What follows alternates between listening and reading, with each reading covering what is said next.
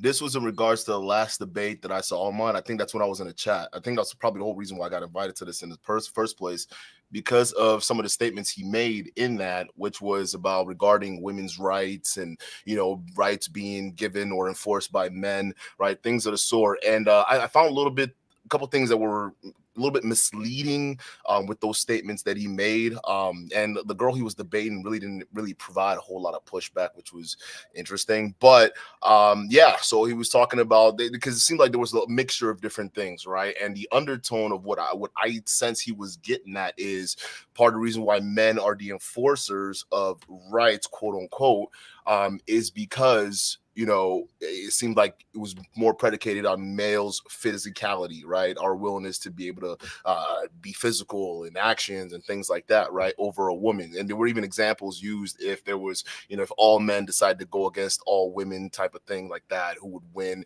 even with modern technology, all those different statements, which kind of led me to believe that he's coming from a purely physical perspective when he talks about this and rights enforcement. So we're gonna play that video now, and then I want to go ahead and ask a couple questions on what he means by that, and then we can get going. Women can't make decisions about their own rights because they can't enforce their own rights. So since they have no enforcement mechanism other than men, all their rights come from men, so they can't actually be equal. There's always going to be a differential, and that's a necessary biological truth. It's not saying that women can't be equal in the eyes of men as far as, you can't murder them, abuse them, things like this within the commons that you would do with men. But there can't actually be egalitarianism. It's not even possible because women have no enforcement mechanism.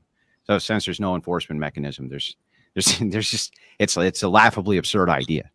Okay, that was the clip. So do you want to elaborate on? I'm sorry. Is it him, or do you want me to elaborate a little bit? No, yeah, it's still your opening statement, dude. All right, perfect. So basically, you heard that statement where he was saying women don't have enforcement mechanism for the rights, and women's rights are inherently given it to them by men, right? So what's confusing about that statement is we're talking about a couple different things here, and this is where I want to clarify, and I'm gonna actually pass it on to him when he's ready to make his opening statements. But what type of rights are we talking about here, right? Are we talking about human rights? Are we talking about natural rights? And it seemed like when he was going into the debates, he was kind of like conflating the both of it, right? Where it's somehow in some arguments he will refer to natural rights, and then other arguments he will refer to the human rights argument of things, whether it's like, or God, or at least that's what it seemed like he was hinting. So I want to go ahead and get into a little bit more detail, but I think this is it for my opening statement, and we can get cracking.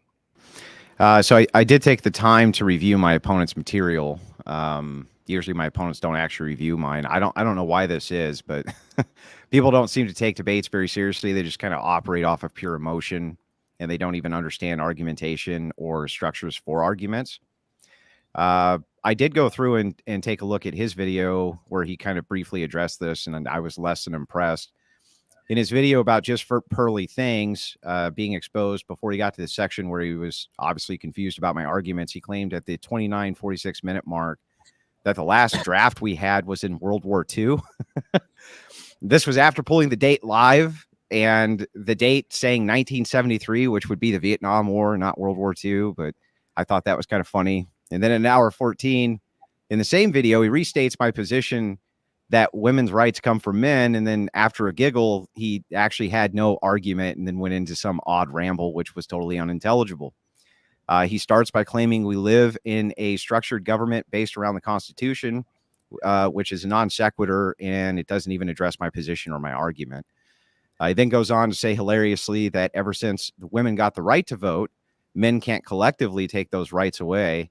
Obviously, this is absurd, and it's self-defeating because who did they get the right to vote from in the first place? He then goes on to say that I brought up make-believe examples to make my point, and now that he's right about, these scenarios are called hypotheticals, and they're designed to be make-believe examples to test your logic. He then says historically, societies were moving towards egalitarianism, which is also laughable. He then finishes by claiming only Eastern cultures oppress women in their framework, which is, again, hilarious because it actually proves my point. As far as kind of what he said in his opening statement, he, again, didn't really give me very much. He just said that from my perspective, he's asking if it's a physical perspective which relies on enforcement. The answer to that would be yes. He then brings up a category of rights, which I guess we can get into, but I probably reject his framework of what rights are. And then, kind of past that, if he's asking, who has rights, I don't think that we have rights. I don't even think that there's a such thing as rights.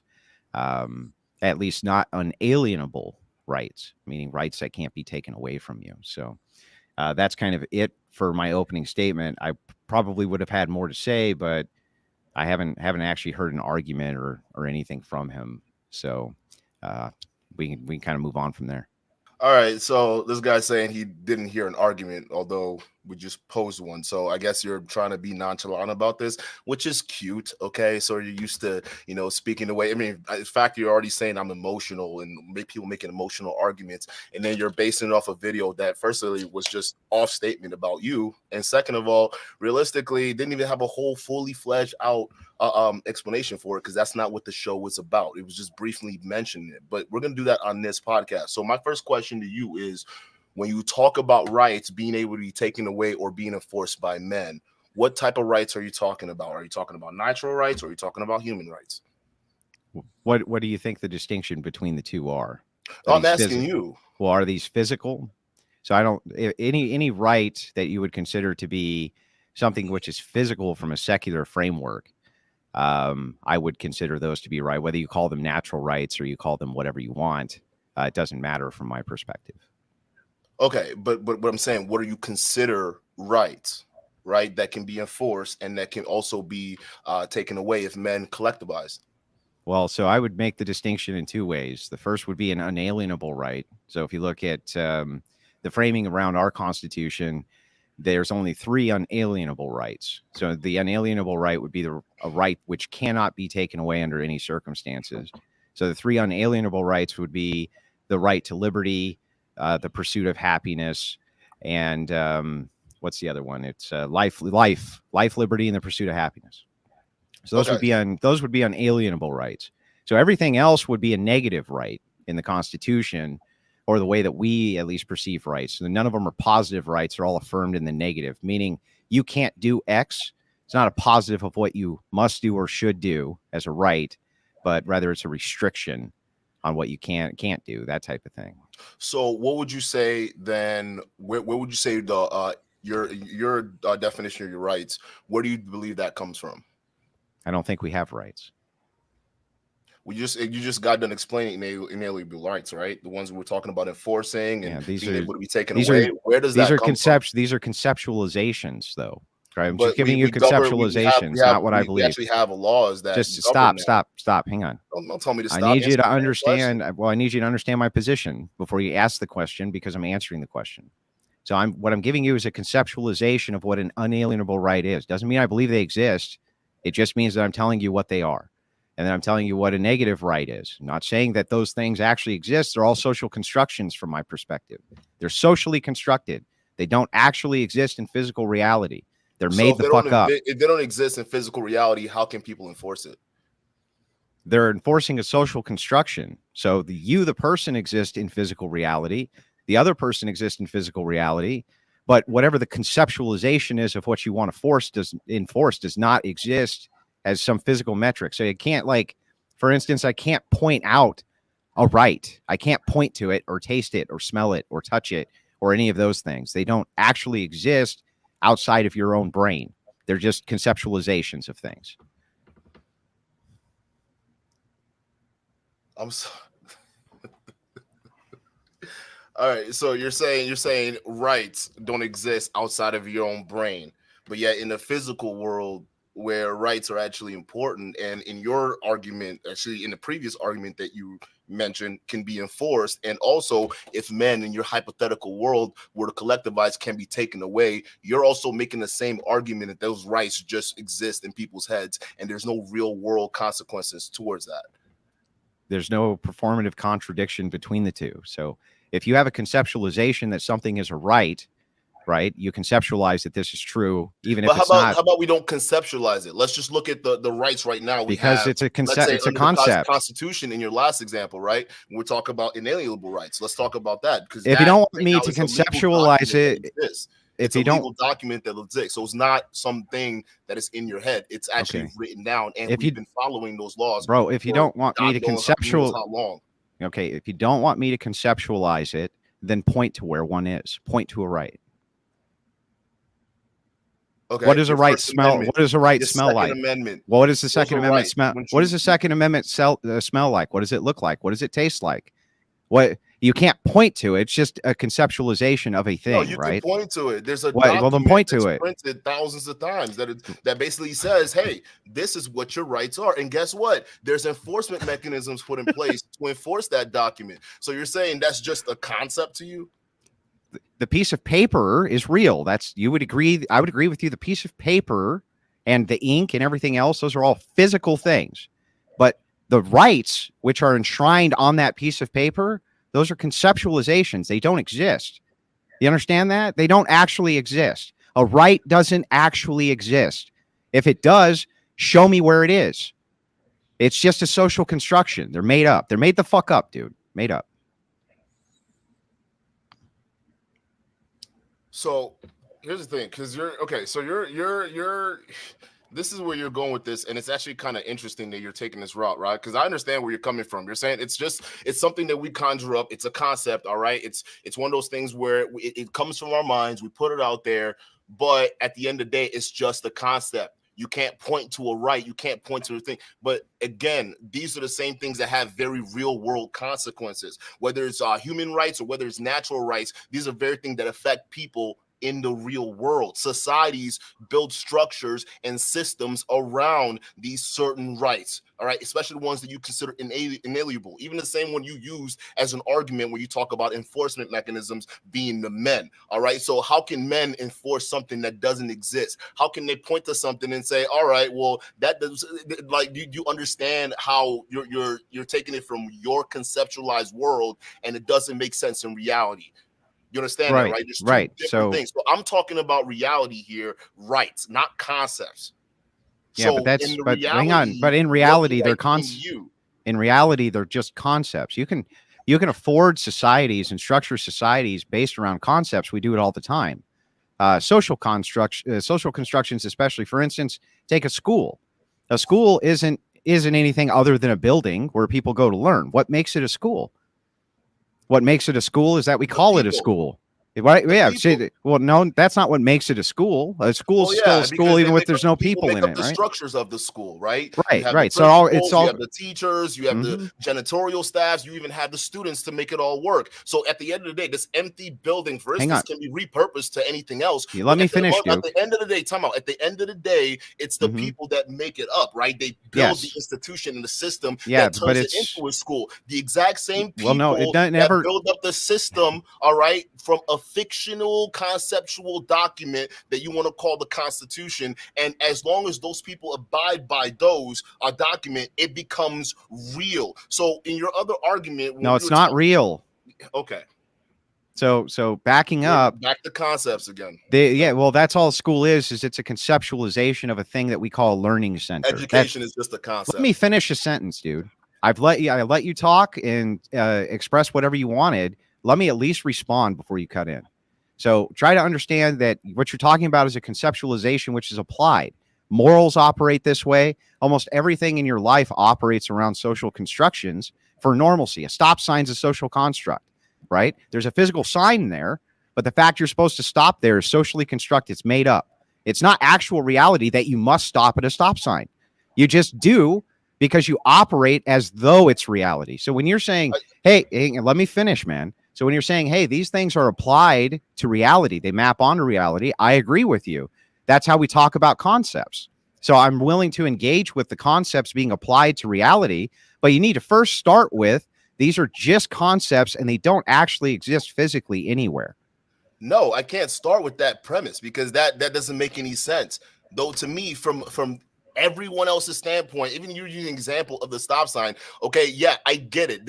What does anything really actually mean, right? Unless there were certain laws assigned or governed to it, just like anything else. So the stop sign, it's a pact that we sign with the laws of the society we're currently living in that said, hey, if you see a stop sign, you stop, because if you don't, well, guess what? You're more likely to cause physical harm to other people that exist. So it becomes a real thing. It's so still I a concept. The It's conceptual. Okay, listen. I understand the concept you're talking about, but when you bring it to reality, they have real world consequences. So you can't be arguing, okay, well, it's a stop sign, it's a law, it can mean anything or it cannot mean anything. It doesn't, you can't really point to it, but at the end of the day, they still affect people in a very real way, real, tangible, and practically effective.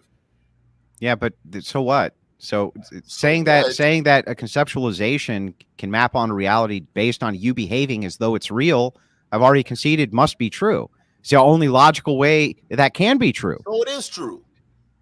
Are you listening to what I'm saying? Yeah, I just heard what you just said. So then you have to start with the presupposition that these are concepts, which you just categorically rejected. So you need to say these are just concepts. Concepts. They're not real. These aren't real. But they have real world consequences. That's what you're not understanding. You're bringing it back to concepts. No, something that doesn't exist has no real world consequence. It's a real enough document that it's governing a whole country, and in relations to other countries, that it's real enough. It's no longer a concept. You don't need to conceptualize the concept. No, it's still a concept. It's there. You don't even need to, even when it comes No, you still need to conceptualize it. You still have to conceptualize the rights. Explain. Well, because they don't exist in physical reality, dude. What are you not getting about this? None of this. None of these conceptualizations. Do you believe that even before the concept of good and evil or right or wrong, do you believe that people just didn't know the difference? What? That's a total non sequitur. What does that have to do with anything? No. I'm getting to a point though. Because what's the point? The point is, no matter what, even if it's in your head, you're talking about what's the concept of right, what's the concept of wrong. Realistically, we all know there's a natural a law that lets us know that there's something good and there's something bad. The natural law of justice and injustice, moral or immoral or unmoral, whatever the fuck you want to call it, right? So those things are something that you classify around human law, human what do you call it, human nature or human rights, right? Because we all kind of know that stuff already to begin with. So you can call that a concept, you can call it whatever it is, but even though you want to categorize that as concepts, they still have real world consequences to how humans govern. So for instance, someone who wakes up isn't going to just go murder their parents because they know that's bad. Now, are you going to say there aren't people that do that in the real world? No, there are people that do that, but the vast majority of people understand the morals. So even if they're concepts, which I don't deny, they are concepts, they have real world consequences. And I'm talking about the real world where you're trying to bring it back to the concepts. So again, you can act in such a way as though a thing which you conceptualize is real, and that will create consequences. But the consequences are coming from the things in physical reality, in this case, human beings acting on those conceptualizations, the conceptualizations of rights, the conceptualization that that's a school, the conceptualization this is private property. All of these things are conceptualized, but they don't exist in tangible physical reality. So what you're really talking about is human behavior. And I agree that human behavior has direct impacts on other human beings based on however you conceptualize why they're behaving that way, what they're behaving that way for, what they're going to do in the future, et cetera, et cetera, et cetera.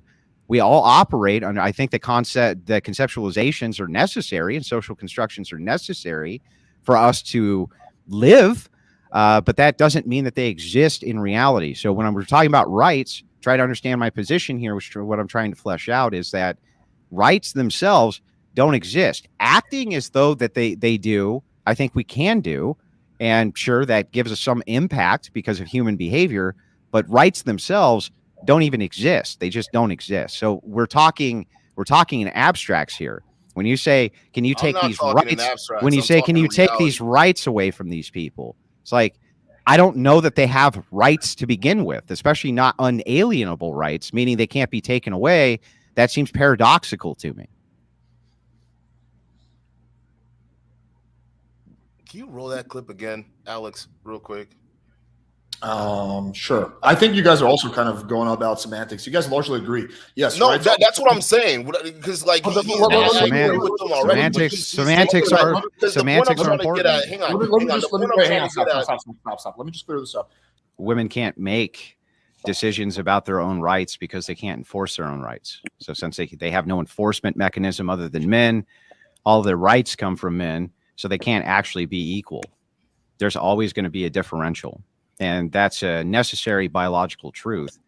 It's not saying that women can't be equal in the eyes of men as far as, you can't murder them, abuse them, things like this within the commons that you would do with men.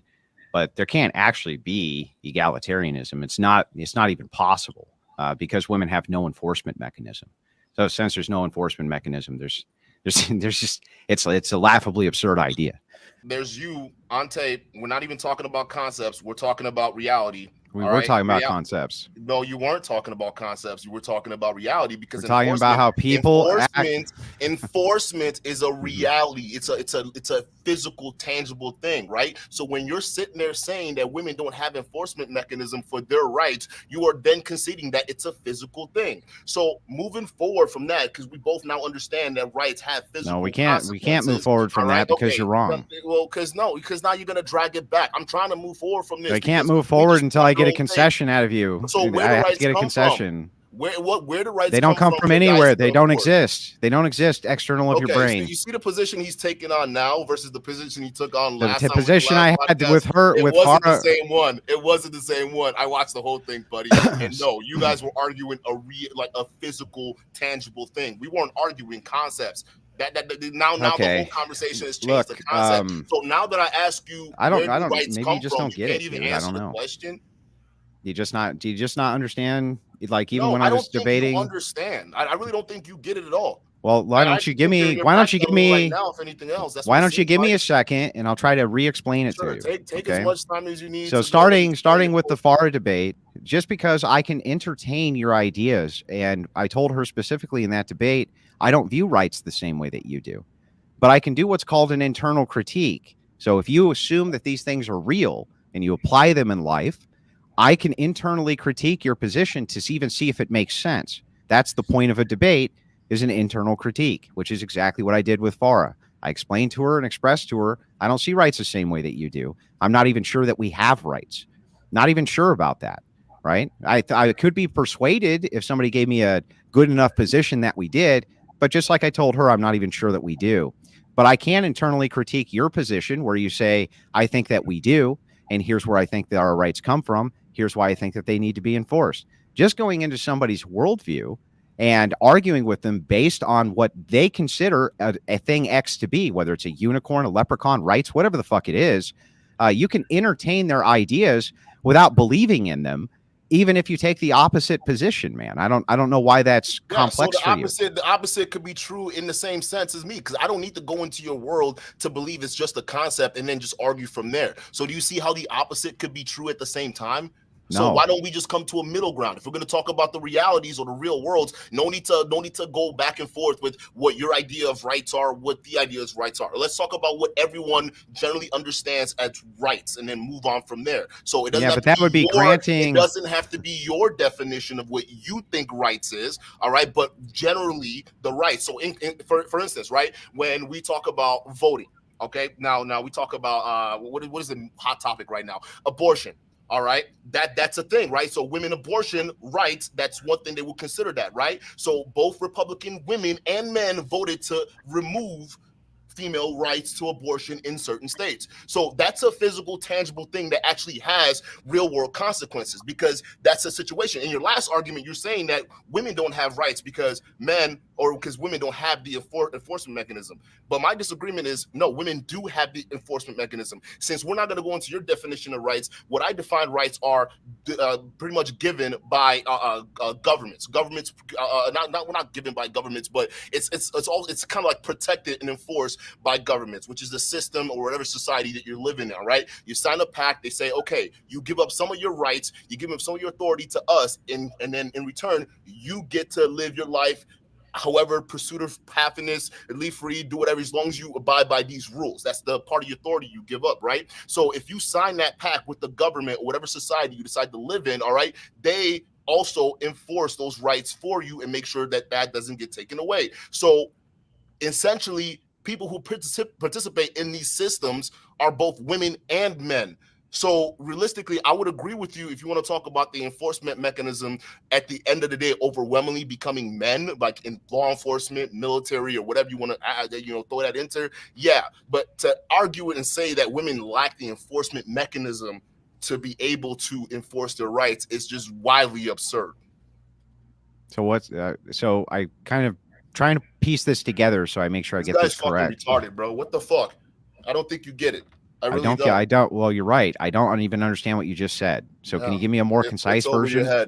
Yeah, give me a more. Go back in La La Land. That's what you got to do. Go back into concepts. Can you give me a concise version of what your argument is as to why you think that it's not a paradox that there's egalitarianism if men are affording the rights to women?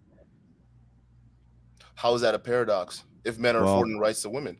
Well, because the word is egalitarianism. You know what that means, right? I never used the word egalitarianism. Well, then you're straw manning my argument, because my argument is about egalitarianism, not rights. Equality. I'm not straw manning your argument. So here you are, because it's about egalitarianism. Men and women can't ever be equal. It's not fucking possible. It's paradoxical to say that the people you have to go to demand to ask them to benevolently bequeath unto you rights, that you're equal with those people. That's a paradox. Well, then we have to define what those rights are, right? Well, who cares what you define them as? It doesn't matter what you. Okay, it wouldn't matter if it's a right to a Snicker bar. So what are you talking about? So the rights that we have right now, right? That women have, same as men.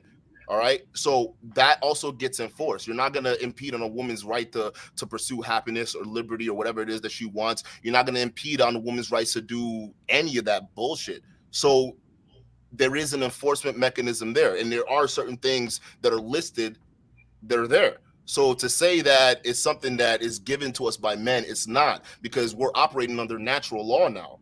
You understand that, right? Are we operating under natural law, or are we operating under constitutional law? Constitutional law is natural law. What makes it natural? What are you talking about? What makes it natural? Natural rights that come out of it. What makes these rights natural? What makes them natural? What makes them natural? That you signed a pact with the state or whatever society you're living with. Why is that natural? Why is it not? Well, I mean, you're begging the question at that point. So I asked you the question. Are you trying to conflate that with human law? Well, no, you conflated human law. So I said you can give it up to God. You can say God, because as long as you exist as a human by nature, you can, as long as people don't try to kill you or anything like that, and in justice or injustice, typical things like that, then you're fine. That's well, what rights do you think God gives you then? Whatever people believe in religion. So it depends on what religion, and most of the stuff comes from Eastern religions, anyways. Like ancient Judaism, like Roman societies, Greek societies. They all had that style. Okay, so when you're talking about constitutional law, you're saying that constitutional law is an extension of natural law. And what do you consider natural law to be? Well, it's not an extension of natural law. It's an extension of natural rights. Okay, what do you consider natural rights to be? Where are they coming from? Given and protected under a government or whatever civilization you're living in. So these are whatever laws that are governed. So whatever laws, you can't kill people, you can't steal from people, stuff like that. Got it. Get locked up for. So your rights, right? so your rights ultimately are coming from people. Yeah, just like the same people that make up the schools. And so if we're going to delineate, got it. So if we're going to make a delineation as to which group of this people's makeup are the ones who are the enforcers of these rights which people have made up, which person group would you say out of the two sexes are the most responsible for that enforcement mechanism? Those who are allowed to vote and participate in the government system. Well, not every country you can vote, right? Well, yeah. Okay. So what country are we specifically talking about? Well, who cares? It doesn't matter. Just as far as a conceptualization. Okay, so we'll talk about the United States. This is a country I know. I'm not familiar with other countries. So let's talk about. So women got the vote in 1919, right? Doesn't mean they weren't influential. Well, who gave it to them? Who gave him the vote? Oh, he was what do you call it? Men. Men. Yeah, men gave him the vote. So thing But is, who made up the government? Who made up majority of men. the government? Men. Men. Okay, perfect. Who makes up the majority of the government now? Still men. Men. Yeah. So But it's always men. The crux of the argument is, listen. I agree. I already agree with you that men can act as the enforcement mechanism, right? But what I don't disagree So is then you have a paradox. What are you talking about? So if women can't enforce their rights and they have to get their rights from men, men have to grant them their rights because they're the enforcers. Then it's paradoxical to say they're equal. If you want to talk about it comes from a system of participation. So if you're talking about before women getting the ability to vote and things like that, then fine, you have a point, and I'll concede that to you. But if you're talking about after women got the right to vote, they participate in the electoral process, whether it's local, state, federal, it doesn't matter. So whatever they choose to vote for, whatever is their self-interest, they essentially have an enforcement mechanism, which is the power to vote. So if we're talking about in today's time, then yes, women do have an enforcement mechanism to be able to impact their will. That's it. So let's say a woman votes that she wants to be able to have abortions, that women kind of collectively come around and they vote that in. And let's just say, for the sake of this argument, you're in, like, let's say Afghanistan or something. But even here in the United States, it would apply. Let's say that men said, yeah, you voted for that, but we're still not going to let you have abortions. Do you think women could still have abortions? That goes against the legal process. Yeah, it doesn't matter. Do you think that women would still be able to have abortions if men said you can't have any more? If we're arguing in the United States, then if the women vote and all of a sudden people just want to overthrow it, if the men collectivize and say that wouldn't work. Why wouldn't it work? Because the way the system is set up. The system is set up at the whims of men. What? The system is set up at the whims of men. If men decide if the men decide collectively that the system is no longer applicable, it's no longer applicable. Well, that doesn't happen though. It does happen. It's happened twice here. It's happened twice in the United States. What country we're talking about? I'm talking about the United States. Talking about the United States. Okay, it's happened twice in the United States. A group of men collectivizing to try to take over the government, it's damn near impossible. No, it's happened twice. It's actually almost happened 4 different times. But the first time it happened, the first time was 1776. You know what happened then? Then the second time was during the Civil War. And in that point, they were extremely successful. They formulated their own government, an entire Southern government, and made their own new Charter of Rights and completely rejected the rights of the North.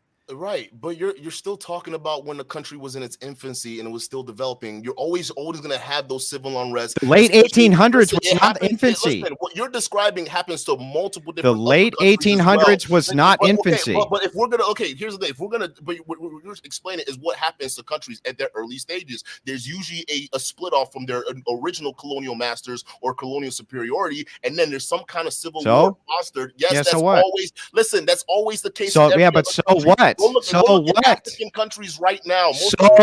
What? Hang on. Well, so what? It just what? Back on your point that you're making. And you don't no, it doesn't. Yes, how? It does. Well, then tell me that part. The point I'm making is this stuff happens when countries are in their infancy. So you're gonna have those early stages of destabilization. But over time, as a country forms their laws and they forms and they're strengthening. So what? So what? So what is there safeguards put in place to prevent against that? Why do you think all those 2 times that shit didn't happen anymore? And if men decide that those safeguards aren't there anymore, they won't be there. Well, then, but here's the thing. The only difference is those same men have a huge wall of bureaucracy they have to fight through to even make that happen. No, it doesn't take them just collecting a bunch of guns. It doesn't take a brute strength to walk up into the government and say, well, I'm going to take it over because, we're sick and tired of the system. They've done it. It's been done globally more times than you can count. 17, whatever, bro. No, that's recent. That's the Shah of Iran. What are you talking about? The Shah of Iran. The Shah of Iran, Afghanistan. Iran right now, we're talking about the United States. What I'm saying is that if this can happen, dude. If this can happen there, why couldn't it happen here? Because we're well established. They were more well established. Do you know how destabilized the United States is one of the youngest nations on planet Earth, sir? one of the youngest nations. Exactly my point. What I was saying earlier, this bullshit only happens to young nations in their infancy. This is one of When the it youngest becomes nations on established, planet Earth. It's difficult for men to do that. So if we're going back to the West, the idea of the West, a bunch of dudes who are all of a sudden sick and tired of, you know, the way the government's running, and they take up arms to overthrow it, it's not going to happen because the government's way too established. So when you're making my point, it's only in younger countries when they're highly influenced and in their infancy that insurrections and you have the changing of guard and civil wars that happen. But when we get into established nations, there's safeguards put in place because they learned from their lessons when they were in their infancy. That's how they work. So what you might have a case back in the day, but in today, you're wrong. Women do have an enforcement mechanism. It's called the federal government. You mean men? Which is largely men and women. So it's not solely men. Well, no, it's mostly men who are the enforcers, though. So politicians don't. Now you got women in the police forces, politicians, in the military. Politicians don't enforce laws, right? They create. Well, no. Time out. Okay. One branch create laws, the other one judges it, and the executive one sort of. So all non sequiturs I don't care about. Who enforces the laws? Non sequiturs. Jesus fucking Christ. Yeah, they're not addressing my argument, which is who you can say who makes the laws, and I would agree with you who makes laws, but who enforces the laws? The government. Yeah, but that's holding. When you sign a contract with when you sign a contract with the state, aka your citizenship, you're basically going into a societal agreement. All right, you agree to give up a certain amount of your rights, and in exchange for that, we will protect whatever is left of yours. All right, so that's the whole thing. So if anyone, meaning any other human being, all right, that breaks the laws, meaning they accost you in some kind of way, where they steal from you, or they try to kill you or your family members, all right, your rights will be enforced by the state because that's the contract you signed. So they act as the enforcer. Now, if you want to get into the weeds of who are the people actually going in and arresting these people or doing the investigations, yeah, you can have a say and say, yeah, the majority of them are men, right? Because they make up the police forces and they make up the military and things like that. But doesn't negate the fact that there are women in these positions too. Not only that, there are women that serve atop of those hierarchies that enable the enforcement of the rights of other people. So we've established then that men are largely the enforcement arm of rights and laws that politicians pass. They're largely, but not solely. I didn't say they're solely. I just said in the last argument, it kind of seemed like you were hinting at that because you didn't say it. So largely, just they are. Be specific. Largely, they are, right? You agree with that? So if that's true, yeah, I agree with that 100%. So if those men, it's a no-brainer. Largely, they are. So if those men decide that they're going to stop enforcing those laws by the government, if they just decide to do that, let's say they go on strike or something like this, which department? Or the police force, the Army, Navy, police. It doesn't matter. It doesn't even matter. Like, let's just take a look at the riots that happened, the BLM riots that happened. If police forces are told to stand down, right? There's nobody around to enforce your rights. Who's there to enforce your rights when someone's throwing a brick through your window? Who's there to enforce your rights when neighborhoods are getting burned down? Who's there to do that if people decide not to enforce your rights for you? You know what actually happens in those cases? Especially in those cases where anarchy starts to form. All right. If men with guns enforce their own. Right. So you get people who come out with guns and they enforce it, right? Yeah, men. And those men can enforce it on behalf of what? To protect themselves. Their families, right? Yeah. And those families usually include moms, daughters, sisters, aunties, right? So one can argue that they're being influenced by that because they don't. Who cares who they're influenced by? They're the enforcers, bro. To be hurt, right? So there's a motivation to enforce that right if the government fails. So either way, it's not still solely men. Even if men decide today that collectively we're going to go to war against women, hypothetically speaking, I mean, it's never going to happen. But if in that case, the reason why it'd be impossible because there would be other men who would stand up and fight against that. By definition, and even biologically speaking, so that's my argument. The enforcement arm of women. So then I'm right. So exactly that's the point. But in your argument, you were saying you were making it seem like it was solely men. If men decide to collectivize and take the rights, it still doesn't. It is solely men, because what you're saying is that men would have to be the ones who stopped other men from taking away women's rights. So it's solely men, bro. By their women. It's still solely men. By their women. Who they're influenced by doesn't matter. It does kind of matter because your reasoning for doing something kind of makes sense. You wouldn't just do something for nothing now, would you? You wouldn't just take Well, up arms and defend what? What their motive, bro? What their motivation is irrelevant. The fact is that all women's rights, all of women's rights are come from men because men are the enforcers of the rights. You agree that that's true? You agree that when anarchy? Let me finish, Duke. Have enforcement mechanisms. Duke, that's let where me finish. Let me finish. Enforcement mechanism are men. Let me finish my point. And in modern respond societies, to it. Women as well. Are you ready to let me finish my point? You tell me when I can finish my point. I just let you go on your whole diatribe, and I didn't even interrupt it. So just hang tight. You agree with me on these. Dude, chill, bro. You agree with me on these concepts. The conceptualization here is that men are the enforcers of rights. You agree that that's true. You agree that it would necessarily take men to stop other men from taking away women's rights. We also agree that that's true. So no matter which way you cut this, the rights of women come from men. And so therefore egalitarianism or true equality is impossible. It can't be done because it's always just begging men for the rights. And you can say, but women can influence men to act as their safeguard for rights. That's true. They could do that. They could use sexuality or bribes or any number of different mechanisms to do that. But they're still utilizing men as the enforcement mechanism for their fucking rights. You can't get away from this. It's circular. So, okay, but here you go again. All right. But it's not largely men, though. You got to understand that, because when we're talking about governments, it's a system, meaning there's men and women. So you would have that. There's a wall of bureaucracy there that includes both men and women when we're talking about governmental societies, right? So there are women that play a part. Some of them, if they're higher up in the hierarchy, right, they play a higher role in the enforcement of certain rights, and they use men. So if you want to talk about using men as the strong arm, right? Yeah, you're right. But if we're talking about overall, women have a heavy influence in enforcing their rights. Well, they have. You can say that women can influence men to enforce their rights for them, and I wouldn't disagree with you. And I think still that's using it. I think that's possible, but who are they relying on? They're not relying on them. They're relying on men. So still, it's due to the benevolency of men that women have rights, and the opposite isn't true. The opposite's not true. So we don't need women to enforce our rights. That's the distinction, and that's why you can't have egalitarianism. I disagree. You disagree that we need women to enforce men's rights? Yeah, because if you're voting, what do you think? 50% of women are the other half of the voting block. What are you talking about? So again, it's men and women that got abortion banned. The vote is allowed because women took away men and women due to certain beliefs work together to remove the rights of other women.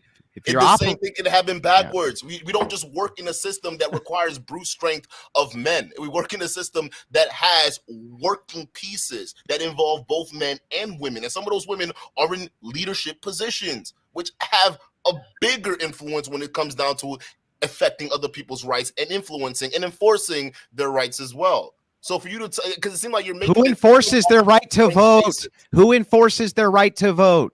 Who? Which sex enforces their right to vote, Duke? The government. Which sex enforces their right to vote? Overwhelmingly. Which one? Which one is it? Both sex. Both sex overwhelmingly are the enforcement arm, huh? Well, if you're talking about sex, well, we're gonna talk about who majority is in office, right? We'll say men. No, the enforcement. Who's gonna enforce the woman's right to vote? Okay, it's going to be men. It's going to be fucking men. We're talking about the police force. All of them. All enforcement arms. We can agree that it's largely men in these positions and roles, right? Yeah. Okay. So then now we're getting to a conversation in terms of what men naturally gravitate to versus what women naturally gravitate to in terms of work, right? And that'd be based off of biology, because men biologically fill up these roles, right? Yeah, protector roles, right? That's right. Yeah, fill other roles that are support structures, right? Yeah. Okay. So be that being said, it's basically people working together to make that happen. It's not. Oh, sure. I think that men and it's not like it's just the men, and that's. Just I think that men and women have to cooperate. Of course we do. I think that that's in our best interest to do, but that really doesn't change the point, which is that you say, wait a second, Andrew, women can vote. And my argument to this is like, they can only vote based on the enforcement mechanism of men. Yeah. They can't enforce their own right to vote. They can only allow the enforcers to enforce their right to vote. And you just kind of agree with me in the But it's circular already, loop but listen, over and over and I agree over. with you to the point that it's already done. But if we're talking about after the right to vote, if men try to take that away, they're gonna run into a wall of bureaucracy that'll make it impossible for them to take away rights for women to vote. There's too many special interest groups that rely on the votes of women. The American corporation lives off the votes of the women. And who runs most corporations? Governmental policies. Who and runs most corporations? They live in off. Which sex are most of the lobbyists, and corporations largely are run by which sex? A lot of women. Largely by which sex? What's the biggest demographic of people who head corporations? Yeah, men or women in leader. Well, no, time out now, because we gotta figure it out, right? Are we talking which level position? All levels. Okay, now which type of corporation are we talking about? Doesn't matter. All corporations. All corporations. We gotta be specific because we're talking about. Why do we need to be specific? If you weren't specific on which type. More educated in today's society, and they're filling up a lot of these C-suite corporate jobs that you're seeing out there, and a lot of these men aren't competing right now, bro. At the top levels, the hierarchical institutions are run by men. All of them are run by men. The entire enforcement is men. Do you see why I wanted to specify? I said which level. You said it didn't matter. Now you're going in specific. So that's why specifics are important when we have this conversation, because we're talking about top level. There's no doubt there's a lot of more male CEOs out there. Matter of fact, you want to talk about top levels of governments, there are more males. So all these checks and balances for enforcement are men. Different sections. So all these top levels. So you start to see a different statistic. So all these things that you quoted as being differentials of power, which women could utilize to enforce their rights, are all run by fucking men. Largely run by men, almost overwhelmingly run by men at every single level. The enforcement arm of the police, the military, the corporations, everything is run by men. What you're denying right now is the influence that these women embedded in these corporations, embedded in these governments have within. So much so that a lot of these men who are headed a lot of these top institutions are heavily influenced by the women, to the point where a lot of them they have special interest in voting for women, right? They have a lot of special interest vested in that. So that's right. You can't just look at that situation. They have a lot. But then you're looking at it purely from a physical and a job perspective. Look, you're totally right. Look, there's nothing to even argue. You're totally right. There's lots and lots and tons and oodles. Hang on, let me finish. Let me finish, Duke. But you're leaving out some parts that I have. Let me finish, Duke. I want to make sure we're not sitting here in the agreement of the same. Listen, because you're saying it's solely men. I'm saying no. So just keep it at that. Okay, so Duke, what you're saying here is that if women go vote for their own rights, that all the checks, balances, everything, which is the enforcement arm, is run by men. I totally agree that women can influence men to protect their rights. I'm just disagreeing with you that women themselves can protect their own rights without men, and that men can protect their rights without women. We don't need them to protect our own rights, which is why when you take the anarchy situation where you have like the Black Lives Matter riots, you say, look, when the police don't show up, what happens? Men grab guns and they begin to enforce their own rights. Women aren't doing that. They were not grabbing the fucking guns. They're not enforcing their own rights. They're not doing any of that because they can't. They can't protect themselves against men. Enforcement. What's that? What do you consider enforcement of rights? What threat of violence? Threat of violence is the threat of violence. Yeah, so, that's enforcement. Well, if we're arguing off of that, then yeah, you have a point, because my thought of enforcement. Well, what else could it be besides threat of violence? It can't be anything. You don't have to locking somebody up and arresting them for violating somebody else's rights. That's threat of violence. That's threat of violence. That's the threat of just detaining someone. That's wait, whoa. Hang on. What happens if you don't want to be detained? Well, then you get arrested. Well, how do they arrest you if you don't want to be arrested? They put you in handcuffs. They beat your fucking ass, right? And then put your what? So okay. You say I don't want to be arrested, officer. Fuck off. And you turn around to walk off. Are they going to tackle you? Are they going to use physical force in order to subdue you? So they're going to use physical force, but they're not going to beat your ass right off the bat, because remember, but that's threat of violence. That's violence. That if police officers actually assaulted the people they're arresting, they are liable for that. That's violence. That's violence. Do you understand that that's all violence? It's all threat of violence. If you don't want to be arrested, the only reason you turn yourself in it's threat because you're told to. It's threat of loss of freedom. That's violence. If you How is hang that on, violence? because if you try to escape from prison, what happens? They catch you. How? Well, what if you don't want to be caught and you resist? They physically restrain you, and they only get violent. Are you trying to say they only get violent if that civilian gets violent? No, Right? what I'm saying is that the threat, the enforcement of all rights is the threat of violence. It has to be necessarily. Because if you don't, listen, I have a different definition of that. The enforcement is the threat of loss of freedom. That's it. That's really. I'm not. I mean, how can you have your freedom? But like, here's the thing. The thing is, checks and balances are also, although it's not followed perfectly, there are checks and balances in place when you talk about law enforcement and how they engage with civilians, even civilians who don't, adhere to authority right away. There's still levels of engagement. Police forces teach this stuff all the time. They're not gonna go straight to punching you and beating your ass. They're gonna go through these different steps of engagement as long as you comply. They get to that point, and for them to get to that point, they have to feel the threat of violence coming from the opposite person. So from your perspective, if the person is actually being physically violent, then yes, that force has every right to meet violence with violence. But no, they don't have to be someone. It's not usually violence. It's usually just the threat of loss of freedom. That's it. Loss of Duke, freedom and loss of the rights that you signed with the government when you were born or when you hang on, the country. Hang on, relax. You can't sign an agreement when you're born, by the way. But that aside, it's called a social security number. That's not signing an agreement.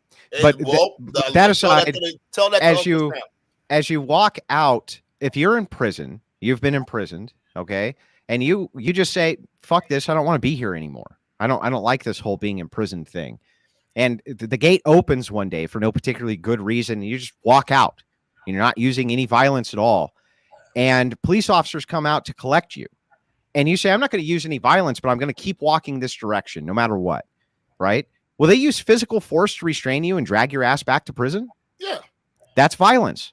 That's physical force. It's violence. They won't. What is violence then?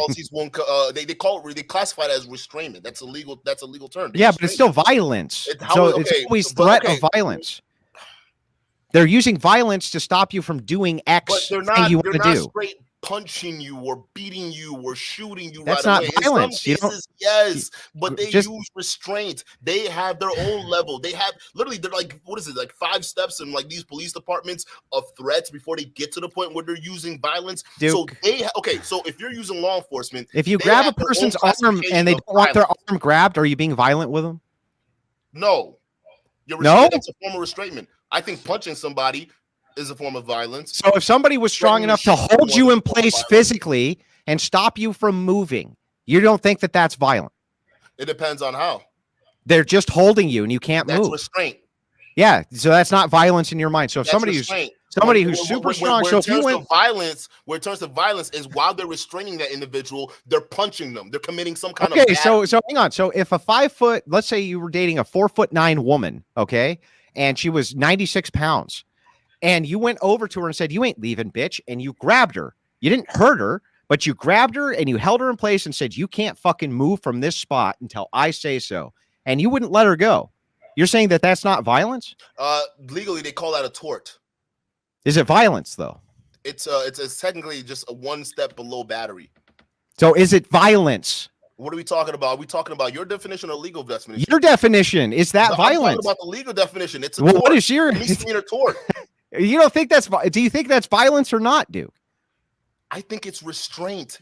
Do you think that, so you don't, would you say then the answer is no, Andrew, you're not being violent with this woman? Physically restraining someone is not being violent. So then just say no. Just say no, that's not violence. You can classify that as assault. I would go with you on that definition, but saying it's violence, that starts a slippery slope, because anyone who says, "Oh, well, I didn't like the way that guy grabbed my arm," that's also all of a sudden considered violence. That's so that's not, so then if you grab a 4'9" woman, and you're not hurting her, but you won't allow her to move, and she wants to move, and she wants to leave, and you won't let her, and you're holding her in place. I need you to tell me. I need you to hang on, Duke. I just need you to say, Andrew, that's not violence. No, that's not violence. It's restraint. Okay. Well, then there's nothing more I can say to that.